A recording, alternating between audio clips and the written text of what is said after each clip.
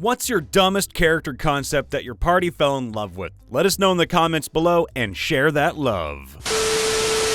I have a pig who is adamant that he's a human. He looks like Bebop from Teenage Mutant Ninja Turtles.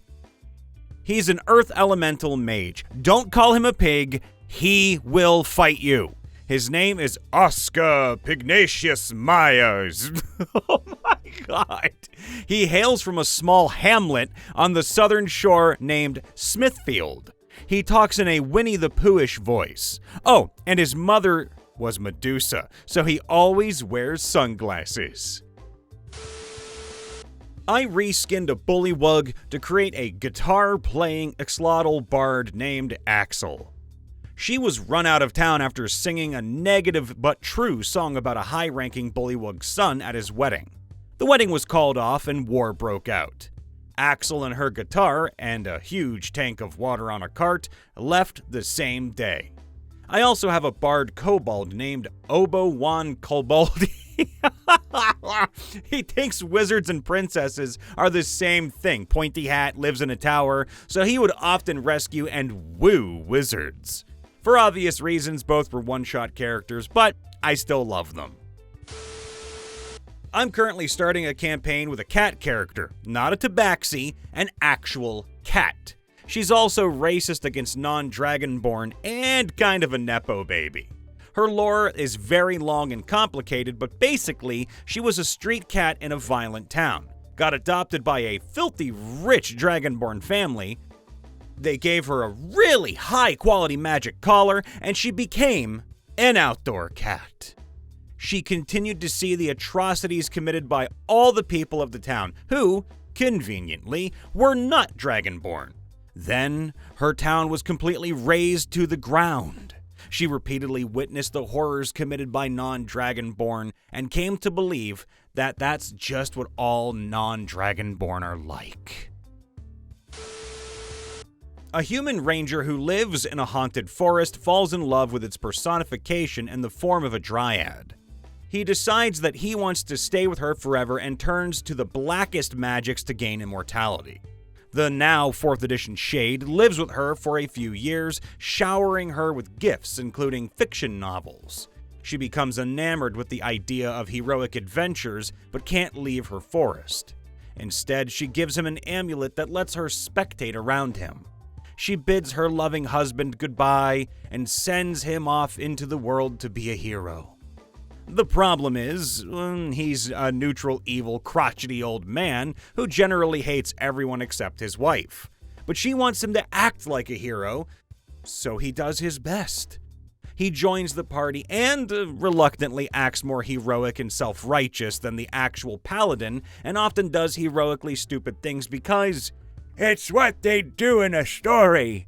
Yes, he had heroic flashcards. And yes, I read them in the most deadpan voice.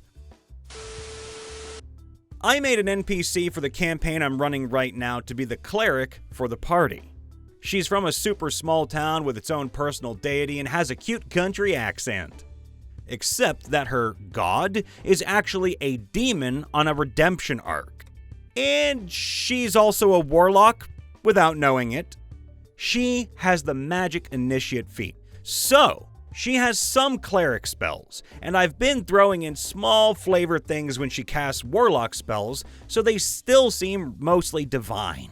I'm waiting for an opportunity for her to unleash a hellish rebuke on someone, or cast her first eldritch blast on accident so the players go, "Huh, wait a second." I'm going to have the party run into another warlock from the same town who is fully aware of their arrangement. But he hasn't had the heart to tell her the truth. The Kelp Lady! She started as my very first character, a drow cleric in 4th edition named Kelp, which I was definitely playing incorrectly, but hey, the DM gave her a 1d12 katana, so why would she bother with spells? The only one she ever cast was Dancing Lights, which became Dancing Light Cat Shrimp one session when we drank too much, and the tiny glowing cat shrimp became her mascot. When I started DMing, she went through many evolutions and has now become some sort of strange, legendary, eternal, chaos being that hops between dimensions and makes it into every game that I run. She trades in fortune-telling, cursed items, and exotic pets, and she looks like a swamp hag wearing far too many scarves, occasionally surrounded by glowing shrimp with cat faces. Whenever anyone meets her, she shouts, "Hello, I am the kelp lady. What do you want?" in the worst Russian accent I can muster. Hey, that was my worst one too. I had to really dumb it down. I love her, we love her, and I'm sure everyone here loves her. Let us know in the comments below. Do you love Kelp Lady? This was one my wife made for a short campaign I DM'd. Sid. He's an android from another dimension. He had been studying our world in the 90s and become fascinated with it.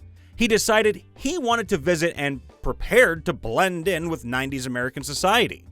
However, since most of his research involved watching movies and TV shows rather than observing normal people, he has things a little off.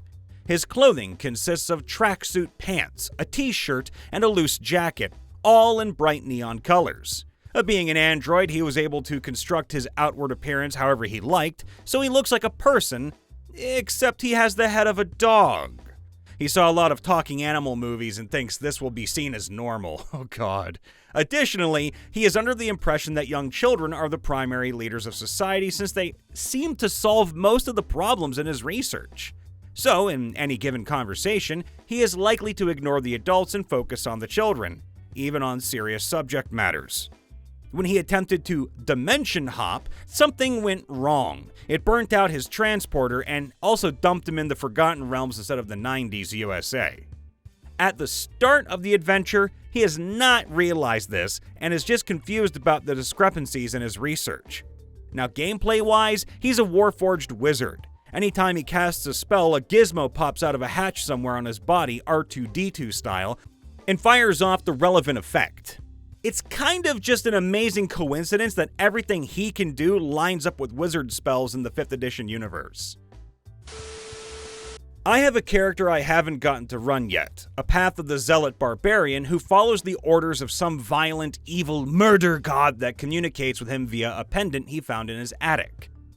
The thing is, he has no idea who the god is. He's a humble farmer who just figured, well, this guy's a god. I should probably follow his advice. But that's all he sees every order as advice. He also has never actually bothered to figure out who this god is, as he's just never thought to ask. One of my favorite characters back in 3rd edition was an ogre cleric named Bob. He had been adopted by a bunch of monks as a baby, abandoned in the wilderness, and raised to be a kind-hearted idiot. This was back when races had huge penalties to some abilities, and when I rolled him up, he ended up with a 3 for intelligence. So he was a complete moron, but had high strength and wisdom. He was so stupid it became a running gag that he would just forget his own name and had it written upside down on his robes so that he could just look down when he forgot. He would see one of his friends get hurt, wade into combat, throw the bad monster over a nearby hill, and heal his friend. I played a warforged druid named Woodrow, who was flavored as a tree folk that wild-shaped into an elk like a transformer. Oh, that's so cool. He also only spoke in one-word sentences. In the same session, my friend played a Triton who was flavored as a shark folk, who also had the same one-word sentence shtick. We didn't plan this. Now, I'm sure this gimmick would have gotten old pretty quick, but luckily this was a one-shot, so it didn't outstay its welcome. A catfolk tightrope performer. A safe profession because cats always land on their feet. He used his balancing pole as a bow staff, whacking enemies and tripping them, leaping around and generally being a nuisance, basically fighting like Jackie Chan with a ladder. He ended up surprisingly deep.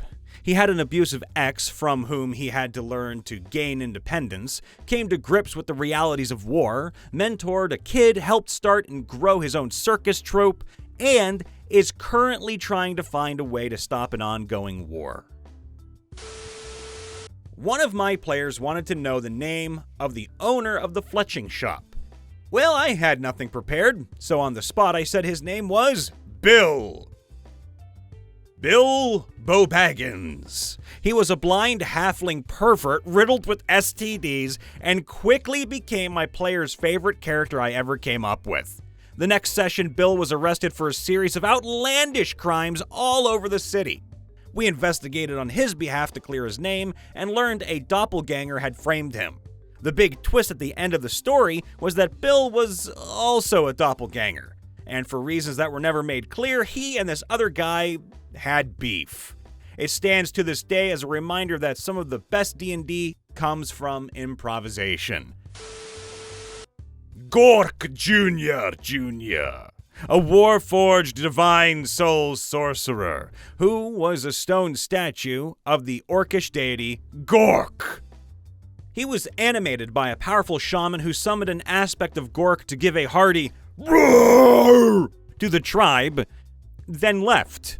The residual divine power made the statue wake up and gain sentience. One of my favorites has been Grimjow, a lizardman monk way of the open palm. So lizardman lets you use a bite attack as an unarmed strike, which counts when applying monk bonuses. Grimjow eats everything. There are no bodies left in the party's wake. Combat is just flurries of bites and swallowing noises. While the party loots, Grimjow eats. Grimjow was once locked in a room with several bodies. After tucking in his napkin and preparing to feast, a gibbering mouther emerged nearby, irritated by the lizardman's presence.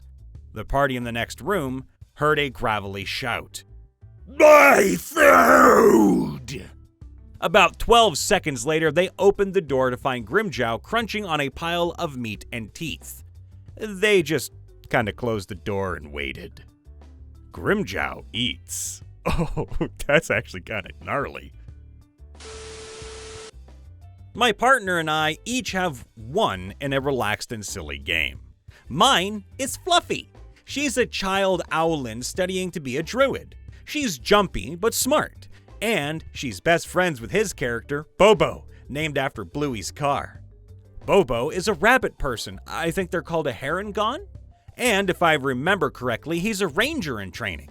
He's also a child, but a couple of years older than Fluffy. They go on little adventures that are more suited to child characters with fewer skills and help their village. Stuff like going into the forest to collect medicinal herbs for the local old woman, or tracking down a lost pet. Sweet and simple. I got one, I think. I'm playing a half-orc paladin who came from a village of throwaway cowards. His village was destroyed, and, in short, he made a vow against cowardice. This is where things get silly. Due to his estranged tribe fending for themselves for generations, he is very ignorant of, well, everything. In session 1, I decided to have 100 candles. Nearly every session, my half-orc makes a point to burn a candle. Use a candle for crafts, trade, hell, even for luck. He always finds a way to stress their importance, as ridiculous as it may seem to everybody else. I've been working it into nearly everything. Improvising a prayer to a war god, then melting wax on my shield for added protection. Or as childish as asking a quest giver for their most impressive candle as a loot reward, then sticking it to my warhorse like a unicorn for travel light.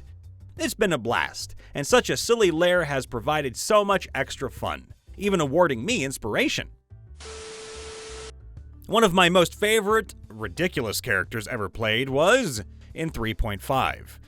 A Capuchin monkey named Tulls. He stood a whopping 14 inches high with a strength of 3, but had the highest intelligence in the party. He was a psionist who focused largely on telepathy and telekinesis. His only real adventuring gear was his custom set of wings of flying and a Heward's handy haversack. His favorite pastimes were pretending to be a non-threatening pet and flinging poop at NPCs during negotiations, taking over enemies via domination and using them to defeat the rest of the enemy party. He also had the best death ever, saving the world from an unstable sphere of annihilation by moving it up into the sky and then using probability travel on it, destroying the sphere and scattering his atoms in the process. One concept I really want to try out is a kobold based on the Japanese interpretation of kobold, so a dog person technically. He comes from a foreign land where people like him are referred to as kobolds, but finds himself in a place with the kobolds that we are used to. Naturally, this can lead to much confusion when he tries to explain who he is. Even all of the kobold's abilities are reflavored to be more dog-like. For a class concept, one I'm currently pairing with my kobold, I have a warlock who is essentially a magical athlete. His patron is the owner of the team he plays for, and his patron changes every time he is traded to a different team. He goes on quests to improve his skills in the off-season in hopes of getting a new contract. A chair that has been polymorphed into an elf brings a whole new meaning to a stick up your ass. I haven't had the chance to play this yet, but the basic idea was to playtest a min-maxed crit fishing character build for a couple of sessions, with my main goal being to get the party wizard to cast Dispel Magic on the character, turning them back into a chair. Unfortunately, the wizard died in the same session as my previous character, so the party had no one able to dispel the true polymorph spell, so I had to play a real character. The backstory was something along the lines of, a wizard needs a lookout servant, polymorphs a chair into a living man. The character has a mental breakdown because he has gained consciousness after being a chair for decades. The wizard casts Modify Memory to fix the problem. While the wizard is away, the character accidentally teleports himself into whatever town is most convenient for the DM and hits his head, gaining amnesia. And the general idea of the build was to stack Elven accuracy with the fighter's improved critical and the rogue's steady aim, giving a 27.1 chance to crit, guaranteed, as long as you don't move. Hey everybody, Brian Von VA checking in after the vid. Make sure to leave a like, subscribe, ring that bell, and let us know what's the dumbest character concept that your party fell in love with. And of course, if you want to keep the lights on and the channels running smoothly, join our membership program. You can get some early access to videos, maybe a bit more. We love you all. Please be safe, happy, and healthy, and we'll see you next time. Toodaloo for now.